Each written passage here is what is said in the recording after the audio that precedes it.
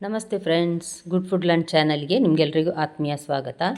ಇವತ್ತು ನೋಡಿ ಸ್ವಲ್ಪ ಡಿಫರೆಂಟ್ ಆಗಿರುವಂತಹ ಟೊಮ್ಯಾಟೊ ರಸಮ್ ತೋರಿಸ್ತಾ ಇದ್ದೇನೆ. ತುಂಬ ರುಚಿಯಾಗಿ ಬರ್ತದೆ ಫ್ರೆಂಡ್ಸ್, ಖಂಡಿತ ಒಮ್ಮೆ ಟ್ರೈ ಮಾಡಿ ನೋಡಿ. ಎರಡು ನೋಡಿ ಮಧ್ಯಮ ಗಾತ್ರದ ಟೊಮೆಟೊ ತೆಗೆದುಕೊಂಡಿದ್ದೇನೆ. ಇದು 4 ಜನರಿಗೆ ಆಗುವಷ್ಟು ಮಾಡಲಿಕ್ಕೋಸ್ಕರ. ಇದನ್ನು ನೋಡಿ ಈ ರೀತಿ ಒಂದು 6 ಭಾಗ ಮಾಡಿ ಕಟ್ ಮಾಡಿ ನಾನು ಬೇಯಲಿಕ್ಕೆ ಇಡ್ತಾ ಇದ್ದೇನೆ. 1 ಲೋಟ ನೀರು ಹಾಕಿ ಸ್ವಲ್ಪ ಉಪ್ಪು ಸಹ ಹಾಕ್ತೇನೆ. ಚೆನ್ನಾಗಿ ಬೆಂದ ನಂತರ ಇದನ್ನು ತಣ್ಣಗಾಗಲಿಕ್ಕೆ ಇಡಬೇಕು. ಈಗ ಚೆನ್ನಾಗಿ ತಣ್ಣಗಾಗಿದೆ. ಮಿಕ್ಸಿ ಜಾರಿಗೆ ನಾನು ಇದನ್ನು ಹಾಕ್ತೇನೆ. ಇದಕ್ಕೀಗ ಏನೇನು ಹಾಕಲಿಕ್ಕೆ ಉಂಟು ನೋಡುವ. 1 ಚಮಚದಷ್ಟು ಸಣ್ಣ ಚಮಚ ಕೊತ್ತಂಬರಿ, ಒಂದು ಸ್ವಲ್ಪ ಅರಸಿನ, ಮತ್ತು ಒಂದು ಕೆಂಪು ಮೆಣಸಿನ ಪುಡಿ 1 ಚಮಚ, ಮತ್ತು ರೆಡ್ ಚಿಲ್ಲಿ ಪೌಡರ್ 1 ಚಮಚ, ಸಿಪ್ಪೆ ತೆಗೆದ ಒಂದು 6 ಬೆಳ್ಳುಳ್ಳಿ. ಇದನ್ನು ಸ್ವಲ್ಪ ನೀರು ಹಾಕಿ ರುಬ್ಬಲಿಕ್ಕಿದೆ. ನಂತರ ನೋಡಿ ಸ್ವಲ್ಪ ಹುಳಿ, ಅಂದರೆ ಒಂದು ಲಿಂಬೆ ಗಾತ್ರದ ಕಾಲು ಭಾಗದಷ್ಟು ಅಷ್ಟೇ ಹುಳಿ ಸಾಕು. ಸ್ವಲ್ಪ ಉಪ್ಪು ಸಹ ಹಾಕ್ತಾ ಇದ್ದೇನೆ. ಬೇಯುವಾಗ ಹಾಕಿದ್ದೇನೆ, ಹಾಗಾಗಿ ಸ್ವಲ್ಪ ಹಾಕಿದ್ದೇನೆ. ಇದರಲ್ಲೊಂದು 3 ಟೇಬಲ್ ಸ್ಪೂನ್ನಷ್ಟು ತೆಂಗಿನ ತುರಿ, ಇದುವೇ ಇದಕ್ಕೆ ಎಕ್ಸ್ಟ್ರಾ ಟೇಸ್ಟ್ ಕೊಡುವುದು. ತೆಂಗಿನ ತುರಿ ಹಾಕಿ ಇದನ್ನೊಂದು ಸಲ ರುಬ್ಬುವ. ಎಷ್ಟು ಸಾಧ್ಯ ಅಷ್ಟು ನುಣ್ಣಗೆ ರುಬ್ಬಿ ತಂದಿದ್ದೇನೆ ನೋಡಿ. ಇದನ್ನು ಚೆನ್ನಾಗಿ ನುಣ್ಣಗಾಗಿದೆ ಇದು. ಈಗ ನಾವು ಒಗ್ಗರಣೆ ಹಾಕುವ. ತುಂಬ ಸಿಂಪಲ್ ಆಗಿರುವಂತಹ ರೆಸಿಪಿ ಇದು.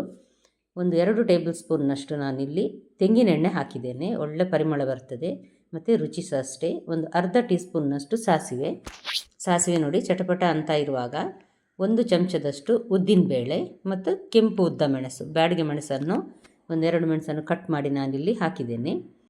ಉದ್ದಿನಬೇಳೆ ಸ್ವಲ್ಪ ಕೆಂಪಗಾಗುವಾಗ 1-2 ಸ್ವಲ್ಪ ಕರಿಬೇವು ಮತ್ತು ಹಿಂಗನ್ನು ಸ್ವಲ್ಪ ಹಾಕಲೇಬೇಕು. ಹಾಕಿ ಚೆನ್ನಾಗಿ ಒಂದು ಸಲ ಮಿಕ್ಸ್ ಮಾಡಿ ನಂತರ ಗ್ರೈಂಡ್ ಮಾಡಿಟ್ಟ ನಾವು ಈ ಮಸಾಲೆ ಇದೆ ನೋಡಿ ಟೊಮ್ಯಾಟೊದು, ಅದನ್ನು ಹಾಕಿ ನಮಗೆ ಎಷ್ಟು ಸಾರು ಬೇಕು ನೋಡಿ ನೀರು ಹಾಕ್ಕೊಳ್ಬೋದು. ನಾನೊಂದು 2 ಲೋಟದಷ್ಟು ನೀರನ್ನು ಹಾಕಿದ್ದೇನೆ ಇದಕ್ಕೆ. ಮಧ್ಯಾಹ್ನ ಮತ್ತು ರಾತ್ರಿಗೆ ಆಗುವಷ್ಟು ಸಾರನ್ನು ಮಾಡ್ತಾ ಇದ್ದೇನೆ ನಾನು.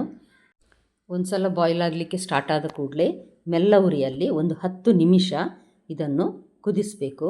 ಚೆನ್ನಾಗಿ ಕುದಿದ್ರೇ ಇದರ ಟೇಸ್ಟ್ ಚೆನ್ನಾಗಿ ಬರುವುದು. ಈಗ ನೋಡಿ ಕುದಿಲಿಕ್ಕೆ ಶುರುವಾಗ್ತಾ ಉಂಟು. ಈಗ ನಾನು ಸ್ವಲ್ಪ ಉರಿಯನ್ನು ಮೆಲ್ಲ ಮಾಡಿ ಮುಚ್ಚಳ ಸ್ವಲ್ಪ ಪಕ್ಕಕ್ಕೆ, ಅಂದರೆ ಪೂರ ಮುಚ್ಚಳ ಮುಚ್ಚದೆ ಇದನ್ನು ಕುದಿಸ್ತಾ ಇದ್ದೇನೆ. ಈ ಪೂರ ಮುಚ್ಚಳ ಮುಚ್ಚಿದರೆ ಅದರದ್ದು ಕುದಿ ಬಂದು ಹೊರಗೆ ಚೆಲ್ಲುವ ಸಾಧ್ಯತೆ ಇದೆ, ಅದಕ್ಕೋಸ್ಕರ. ಈಗ ನೋಡಿ ಮೆಲ್ಲ ಉರಿ ಮಾಡಿ ಒಂದು 10 ನಿಮಿಷ, ಒಂದು 7-8 ನಿಮಿಷ ಆದರೂ ಇದನ್ನು ಕುದಿಸಬೇಕು. ಒಳ್ಳೆ ಕುದಿ ಬಂದ್ರೇ ಒಳ್ಳೆ ಪರಿಮಳ ಮತ್ತು ರುಚಿ ಬರುವುದು. ಕೊನೆಗೆ ಸ್ವಲ್ಪ ಕೊತ್ತಂಬರಿ ಸೊಪ್ಪು ಹಾಕಿದರೆ ರುಚಿಯಾದ ಟೊಮೆಟೊ ಸಾರು ರೆಡಿ ಆಯಿತು. ನೀವಿನ್ನೂ ನನ್ನ ಚಾನಲ್ಸ್ ಗುಡ್ ಫುಡ್ ಲ್ಯಾಂಡನ್ನು ಸಬ್ಸ್ಕ್ರೈಬ್ ಮಾಡಿಲ್ಲ ಅಂದರೆ ದಯವಿಟ್ಟು ಸಬ್ಸ್ಕ್ರೈಬ್ ಮಾಡಿ. ಹಾಗೂ ನಿಮ್ಗೆ ಇಷ್ಟ ಆದರೆ ಲೈಕ್ ಬಟನನ್ನು ಪ್ರೆಸ್ ಮಾಡಿ ಮತ್ತು ಫ್ಯಾಮಿಲಿ ಫ್ರೆಂಡ್ಸಿಗೆ ಖಂಡಿತ ಶೇರ್ ಮಾಡೋದನ್ನು ಮರಿಬೇಡಿ.